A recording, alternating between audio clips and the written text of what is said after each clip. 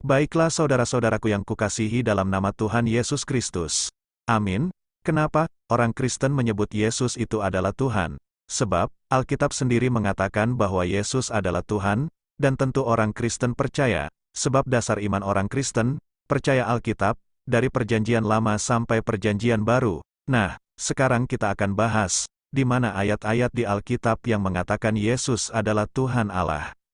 Yang pertama, ada kesaksian Thomas yang mengatakan bahwa Yesus adalah Tuhan Allah, dan itu sudah kita bahas di video sebelumnya. Linknya ada di deskripsi. Yang kedua Yohanes 13 ayat 13-14, berbunyi, "Kamu menyebut aku guru dan Tuhan, dan katamu itu tepat, sebab memang akulah guru dan Tuhan, jadi jikalau membasuh kakimu, aku yang adalah Tuhan dan gurumu, maka kamu wajib membasuh kakimu," dan ayat ini juga sudah kita bahas di video sebelumnya. Selanjutnya kita buka sama-sama di Alkitab, Yesaya 9 ayat 5 berbunyi, "Sebab seorang anak telah lahir untuk kita, seorang putera telah diberikan untuk kita, lambang pemerintahan ada di atas bahunya, dan namanya disebut orang penasehat ajaib, Allah yang perkasa, Bapa yang kekal, Raja damai." Ayat ini disampaikan oleh Yesaya, kira-kira 750 tahun sebelum Yesus lahir. Jadi, jauh sebelum Yesus lahir, sudah dinubuatkan oleh Yesaya. Jangan bilang ayat ini disampaikan oleh Yesaya sebelum Muhammad lahir. Baik, kita lanjut, kita buka di Alkitab lagi, Filipi 2 ayat 5b-8. Kristus Yesus yang walaupun dalam rupa Allah, tidak menganggap kesetaraan dengan Allah, itu sebagai milik yang harus dipertahankan.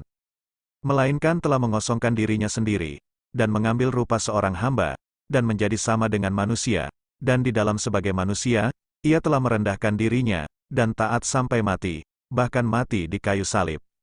Nah, sekelompok saksi Yehova atau di agama sebelah, mengesampingkan ayat ini, mereka tidak mengerti dengan ayat ini, bahwa Allah sendiri menjelma menjadi manusia dan mengambil peran sebagai hamba, setia dan bahkan sampai mati di kayu salib.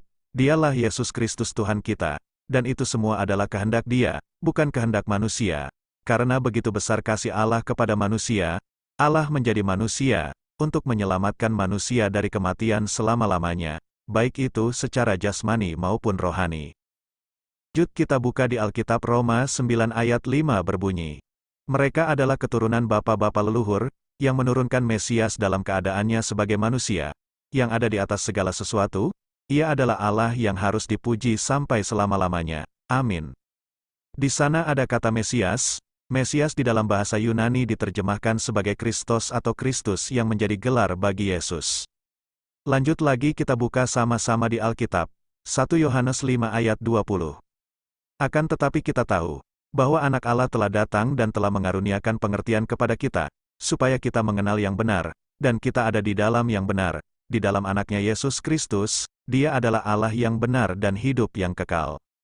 Selanjutnya kita buka di Alkitab, Ibrani 1 ayat 8 berbunyi, "Tetapi tentang anak ia berkata, tahtamu, ya Allah, tetap untuk seterusnya dan selamanya, dan tongkat kerajaanmu, adalah tongkat kebenaran." Selanjutnya kita buka di Alkitab, Titus 2 ayat 13 berbunyi dengan menantikan penggenapan pengharapan kita yang penuh bahagia, dan penyataan kemuliaan Allah yang maha besar dan juru selamat kita Yesus Kristus. Dan kita buka lagi di Alkitab, 2 Petrus 1 ayat 1 berbunyi, "Dari Simon Petrus, hamba dan rasul Yesus Kristus, kepada mereka yang bersama-sama dengan kami memperoleh iman oleh keadilan Allah dan juru selamat kita, Yesus Kristus." Kalau kita berbicara ayat di mana di Alkitab mengatakan Yesus adalah Tuhan, itulah ayat-ayat di Alkitab yang mengatakan Yesus itu adalah Tuhan, dan banyak sekali ayat-ayat yang mengatakan Yesus adalah Tuhan. Tapi di sisi lain ada juga di Alkitab mengatakan bahwa Yesus adalah utusan Allah, atau Nabi, dan disebut juga anak Allah, sebagai bukti bahwa Yesus bukan Tuhan, yang dipakai oleh orang-orang bodoh yang tidak memahami Alkitab. Mereka membangun silogisme-silogisme yang mengambil kesimpulan secara deduktif. Silogisme adalah metode pengambilan kesimpulan berdasarkan logika matematika yang rasional. Contoh silogisme. Premis mayor, Tuhan tidak tidur. Premis minor, Yesus tidur. Kesimpulan, Yesus bukan Tuhan. Contoh lainnya, premis mayor, Tuhan tidak bisa mati. Premis minor, Yesus mati. Kesimpulan, Yesus bukan Tuhan. Ini logika-logika manusia secara umumnya di zaman sekarang. Cara-cara berpikir seperti ini, sah-sah saja, cuman saja yang perlu kita ketahui duinatur Kristus itu, bahwa Kristus itu adalah pribadi yang unik, kealahan dan kemanusiaan ada di dalam satu pribadi. Contohnya, hai anakku, dosamu telah diampuni. Di dunia ini anak manusia berkuasa mengampuni dosa. Anak manusia adalah Tuhan pada hari Sabat. Sebelum Abraham jadi aku telah ada. Pemuliaankanlah aku dengan permuliaan yang aku miliki di hadiranmu sebelum dunia ada. Semua kata-kata itu menunjukkan kealahan Dia. Tapi ada juga hal-hal yang menunjukkan kemanusiaan Dia.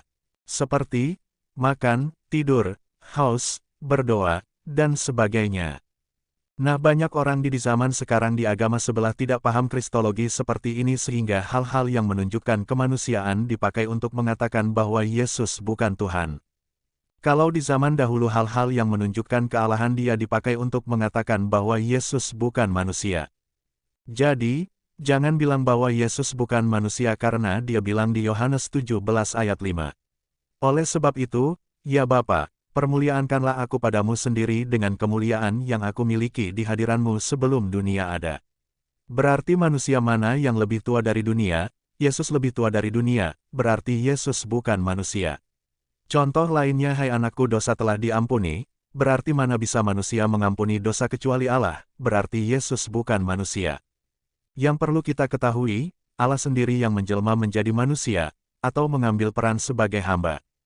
Jangan sampai setelah Ia menjadi manusia, atau perjalanannya sebagai manusia atau hamba, yang tercatat dalam Alkitab, dijadikan bukti bahwa Yesus bukan Tuhan. Banyak kita temui di media sosial dan di perdebatan-perdebatan dialog, mencopot ayat Alkitab sebagai bukti juga bahwa Yesus adalah utusan Allah. Contohnya ayat seperti ini, Matius 15 ayat 24 berbunyi, jawab Yesus, aku diutus hanya kepada domba-domba yang hilang dari umat Israel. Kalau kita mengerti Alkitab tentu ayat ini sangat mudah dipahami. Jawab Yesus, aku diutus hanya kepada domba-domba yang hilang dari umat Israel. Disinilah Allah sedang berperan menjadi hamba, dan di saat itu manusia tidak mengetahui bahwa yang ada di depan mata mereka Dia adalah Tuhan, dan Alkitab mencatat perkataan itu, sebagaimana Allah kita, Tuhan kita, Allah yang luar biasa, menyelamatkan manusia agar kembali di sisinya, dengan caranya sendiri. Kalau kita kembali melihat ayat di Filipi 2 ayat 5b-8, Filipi 2 ayat 5b-8. Kristus Yesus yang walaupun dalam rupa Allah, tidak menganggap kesetaraan dengan Allah, itu sebagai milik yang harus dipertahankan. Melainkan telah mengosongkan dirinya sendiri, dan mengambil rupa seorang hamba, dan menjadi sama dengan manusia, dan di dalam sebagai manusia, Ia telah merendahkan dirinya, dan taat sampai mati, bahkan mati di kayu salib. Di sini bisa kita simpulkan bahwa tidak ada ayat satupun yang bertentangan dengan ayat yang lainnya, atau pengertian yang mengatakan bahwa Yesus bukan Tuhan dan Allah. Jadi, yang tertulis di Matius 15 ayat 24. Jawab Yesus, aku diutus hanya kepada domba-domba yang hilang dari umat Israel. Jadi di sini kita harus berpikir, di ayat ini Allah yang telah menjadi manusia, atau menjadi seorang hamba, saat Dia berperan sebagai hamba tentu Dia mengatakan Dia adalah utusan, meskipun pada hakikat kealahan Dia tidak hilang pada dirinya. Lalu terkadang ada saja pertanyaan orang-orang di zaman sekarang, kenapa Allah harus menjadi manusia? Mungkin di video selanjutnya kita akan membahas pertanyaan-pertanyaan seperti itu. Di sini saya hanya sekedar mengingatkan saja bahwa Yesus adalah Tuhan Allah, karena masih ada saudara-saudara kita yang kurang fasik dalam menjawab. Jika ada pertanyaan-pertanyaan yang menyerang keimanan umat Kristen, di media sosial, contohnya di Facebook, YouTube, dan di media-media sosial lainnya. Mungkin ke depannya kita akan menjelaskan lebih detail ayat-ayat yang telah kita bahas demikian. Terima kasih kepada kita, semoga Tuhan memberkati kita semua, amin.